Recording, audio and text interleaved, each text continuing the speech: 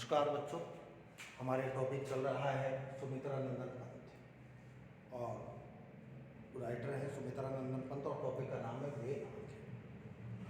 कल मैंने आपको बताया था वे आंखें, किसान की आंखों के बारे में बताया है, इसकी आंखों के बारे में बताया, किसान की आंखों के बारे में, यानी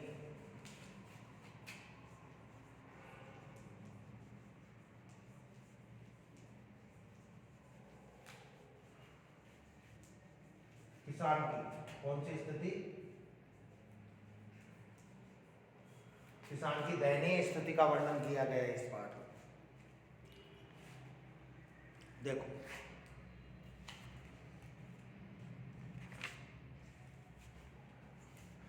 ये पेज नंबर 146 पर लास्ट पैराग्राफ है। प्रस्तुत कविता में वे आंखें पंत जी के प्रगतिशील दौर की कविता है, आज़ादी के बाद की कविता है। इसमें विकास की विरोधाभासी अवधारणाओं पर करारा प्रहार किया गया है।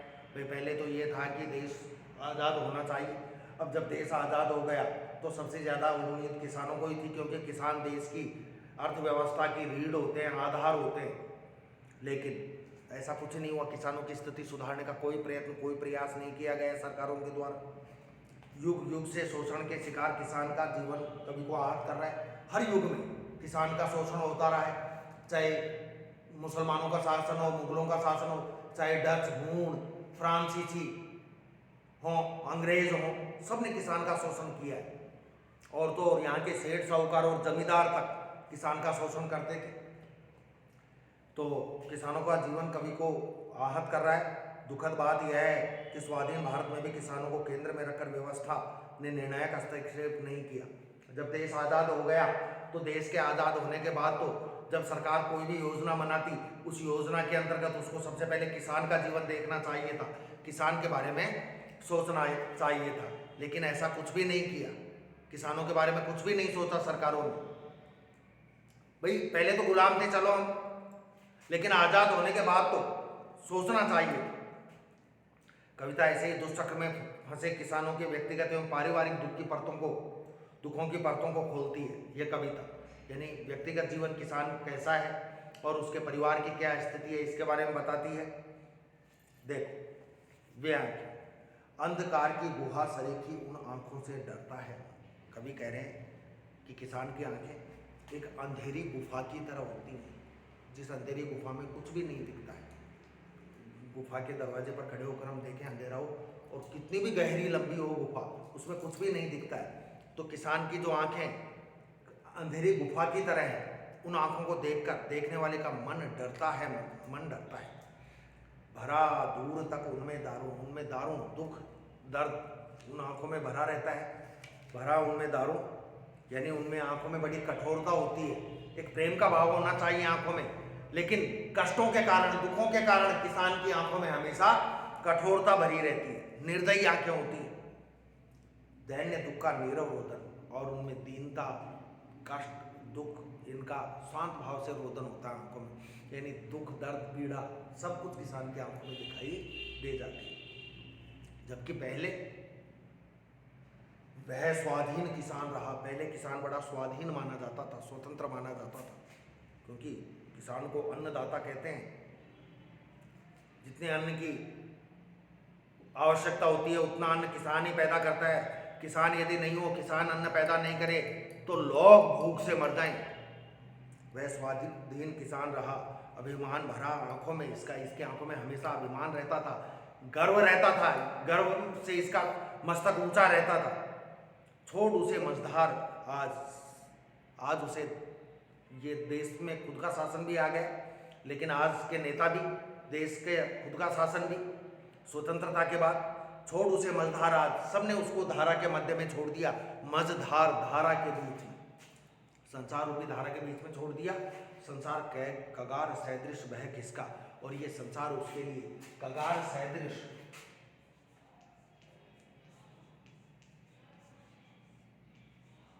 कगार सदृश,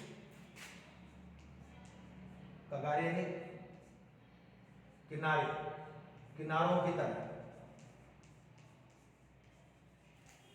जैसे नदी आती है, नदी में पानी का प्रवाह, पानी का बहाव ज्यादा होता है। जैसे ये नदी है, ये नदी के किनारे हैं, यदि नदी में पानी ज्यादा आएगा तो ये यहाँ की मिट्टी भी कट जाएगी और ये पानी चारों तरफ फैल जाएगा, बाढ़ की स्थिति बन जाती है।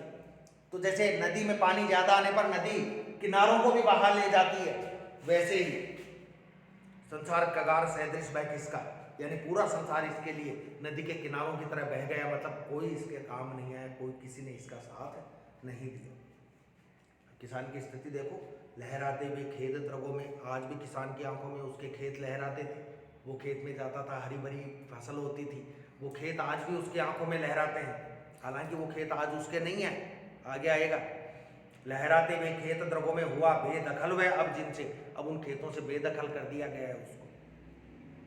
जमींदार ने वो खेत छीन लिए, जिसे किसान ने कर्जा लिया था, रुपया पैसा उधार लिया था, उनका चुका नहीं पाया, तो उसने उन लोगों ने वो खेत छीन लिए। एक बात है, खेत तो छीनना गलत है, क्योंकि खेत ही छीन लेंगे तो वो खाएगा क्या, पेट कैसे भरेगा। लेकिन बस यही लटका जोर है, दादागिरी है। लहराते हुए खेत द्रगों में हुआ बेदखल वह अब जिनसे, उन खेतों से अब वह बेदखल हो गया है, अब उसका कोई हस्तक्षेप नहीं रहा उन खेतों में।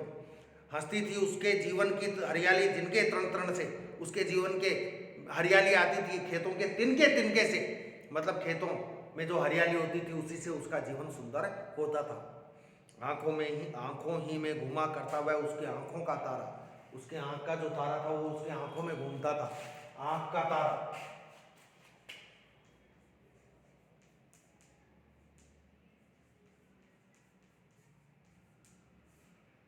इसका मतलब होता है बहुत प्रिय,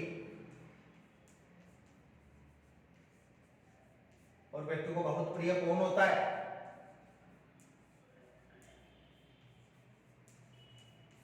बेटा। उसकी आंख का जो तारा था किसान की आंखों का, वो उसकी आंखों में घूमता था, मतलब अब दुनिया में नहीं है वो। कैसे क्या हुआ, आंखों ही में घुमा करता वह उसकी आंखों का तारा, कारकुनों की लाठी से जो गया जवानी ही में मारा। कारकुन जमींदार के जो सेवक होते थे, कारिंदे होते थे, कारकुन जमींदार के जो कारिंदे होते थे लाठी वाले, उनकी लाठी से वो मारा गया, क्योंकि किसान ने कर्जा लिया, कर्जा चुका नहीं पाया, कर्जा मांगने आए, गलत व्यवहार किया होगा तो जमींदार का बेटा बोल गया, तो जमींदार के कारिंदों ने, सेवकों ने, लठैतों ने उसको लाठी से पीट पीट कर मार डाला। अब वो बेटा, मरा हुआ बेटा, आज भी उसको अपने बेटे की याद आती है, और उसका बेटा उसकी आंखों में घूमता है। कैसा बेटा, जो जवानी में ही मारा गया। किसने मारा, जमींदार के कारिंदों ने, सेवकों ने, लठैतों ने। बिका दिया घर द्वार महाजन ने न ब्याज की कोडी छोड़ी, जो महाजन था, सेठ था, जिससे कर्जा लिया था, बिका दिया घर द्वार, उसका घर दरवाजा खेत खलियान सब बिक गए, क्योंकि पैसा नहीं चुकाया ना किसान ने। महाजन ने न ब्याज की कोडी छोड़ी, ब्याज का एक एक पैसा पाई पाई ब्याज की वसूल कर ली किसान से। कैसे, उसके घर दरवाजे, घर द्वार, घर और खेत खलियान सब बिकवा दिए, पूरा पूरा ब्याज वसूल किया किसान से, जमींदार साहूकार ने, महाजन ने। रह रहे आंखों में चुभती वह कुर्क हुई बर्दों की जोड़ी, उसके बैलों को भी बेच दिया गया, कुर्क कर दिया गया।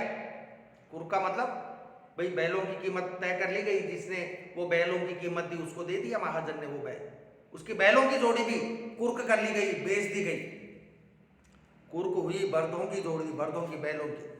उजरी उसके सिवा किसे कब पास दुहाने आने देती। किसान के पास एक गाय थी बच्चों, उस गाय का नाम था उजरी। गाय का नाम क्या था, उजरी। उजरी गाय किसान के अलावा किसी को भी अपने पास गाय दूध निकालने नहीं आने देती थी। वो गाय थी जो किसान के अलावा किसी को भी अपने पास नहीं आने देती थी दूध निकालने के लिए, केवल किसान ही दूध निकालता था।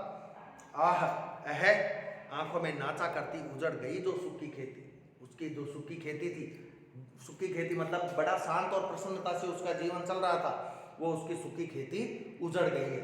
और आज भी वो सुखी बातें उसकी आंखों में नाचती हैं। आज भी उसको वो सुखे दिनों की, खेत खलिहानों की, घर की, परिवार की, बेटे की, पत्नी की, पोती की, पुत्रवधू की, इन सब की याद आती है।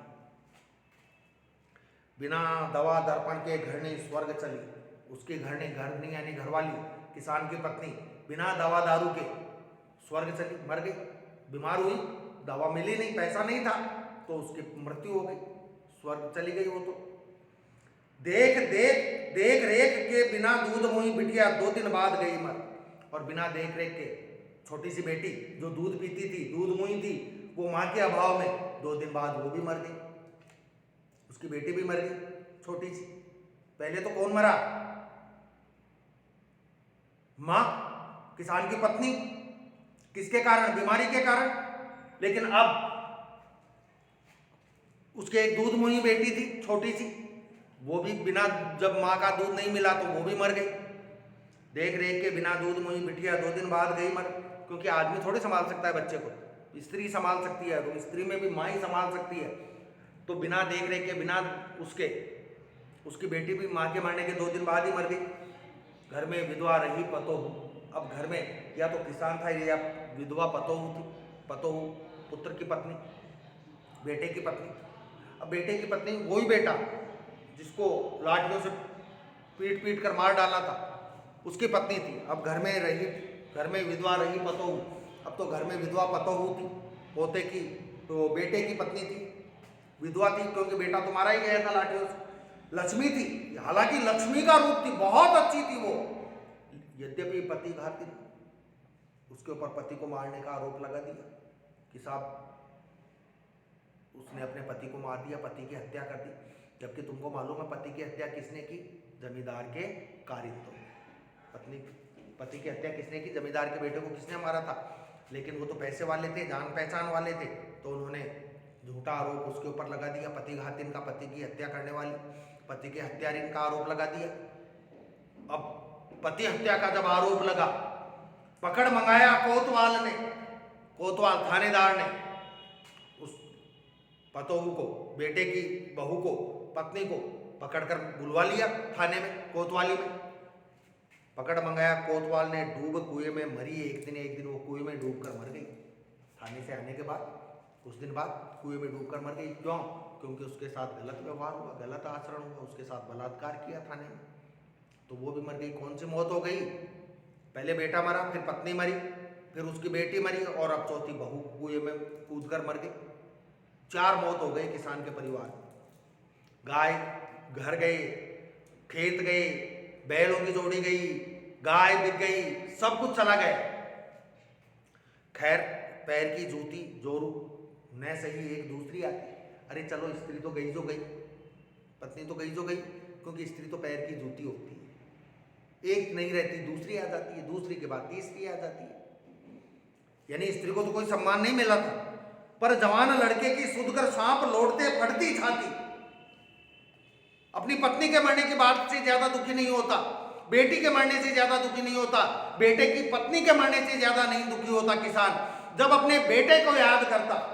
पर जवान लड़के के सुधकर सांप लौटते फटती छाती, ऐसा उसके सीने पर सांप लौटने लगते और ऐसा लगता कि उसकी छाती दरक जाएगी, टुकड़े टुकड़े हो जाएगी।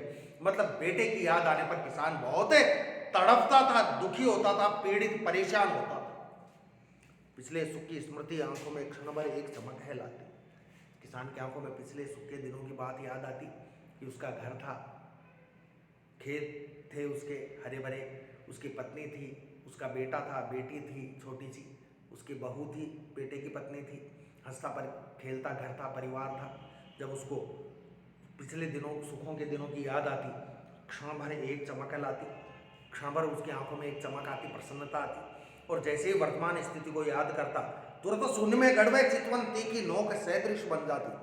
जैसे ही उसको वर्तमान की याद आती, तो वो आंखें शून्य में गड़ जाती, मतलब बिल्कुल शांत हो जाती, कोई चमक, कोई प्रसन्नता वो आंखों में, वही गहरी गुफा की तरह नजर आती थी। नोक तीखी नोक सदृश बन जाती, तीखी नोक की तरह हो जाती, मतलब मानो वो अपने दुखों को प्रकट कर देती होती। ठीक है बच्चों, ये अध्याय हो गया। इसके क्वेश्चंस के बारे में चर्चा करेंगे कल आपको प्रश्न देंगे होमवर्क के लिए।